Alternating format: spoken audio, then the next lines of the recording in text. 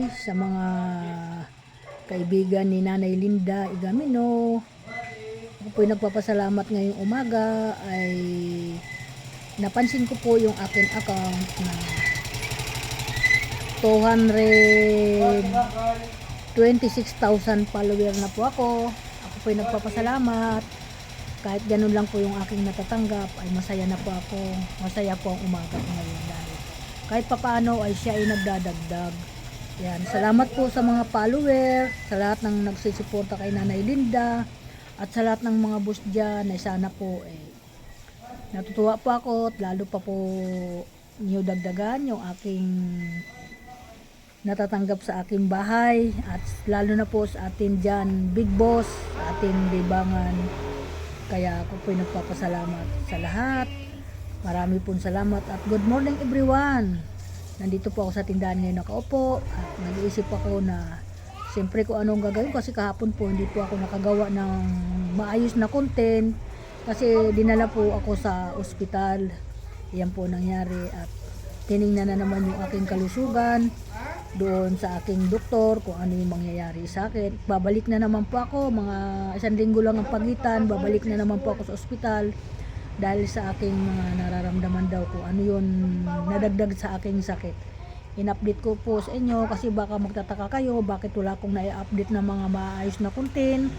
Ay mga boss, inuuna ko po muna yung aking kalusugan kasi mahirap naman po kung content lang tayo ng content tapos yung ating katawan pala ay medyo hindi na maganda yung nararamdaman natin kasi hindi naman po ako nakakaramdam lalo na po pag nagko-content ako ay nalilibang po ako sa aking ginagawa kahit sarili kong gawa ay napaglilibangan ko siya lalo na po pag nakikita ko yung aking ginagawa kaya minsan pinapanood ko din yung aking mga ginagawa kasi isa din po yun na nakakatanggal ng stress na sa sarili mong gawa ay natutuwa ka. Sana po ganun po at baka hinahanapan po niyo ako minsan na mga magbabiral na hindi pa po ako sa ngayon makakagawa ng mga masyado. Nakakagawa din ako paminsan-minsan pa unti-unti. Kaya lang yung talagang kasi sumama po yung aking katawan. Ayan po nangyari at yung nakaraan na araw na takbo din ako kasi nga humilab po ng humilab yung aking tiyan.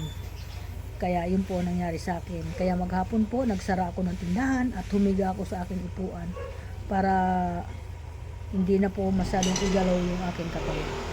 Umukin naman dahil sa pananalangin ko sa ating Panginoon at tulungan niya ako tanggalin na yung sakit at nahihilo ako at nasusuka. Sabi ko guys, si Nanay Linda po ay naghimala ay bigla lang po natanggal yung sakit ng tiyan ko. Yun po yung aking na talaga naman na pag tayo humiling ng Panginoon na panalangin ay talaga naman ay nauungusan ang ating mga nararamdaman. Marami pong salamat sa lahat ng suporta. God bless po sa inyo at salamat sa mga anak ko na nag-aalala na naman at huwag kayong mag-alala hanggat nandito ang ating libangan ay malakas si Nanay Linda. Yan po. Thank you so much. God bless at good morning everyone sa lahat ng mga busing dyan. Ako'y ingat-ingat lang po tayo kasi iba-iba po yung klima natin. Lalo na po maraming kumakalat na naman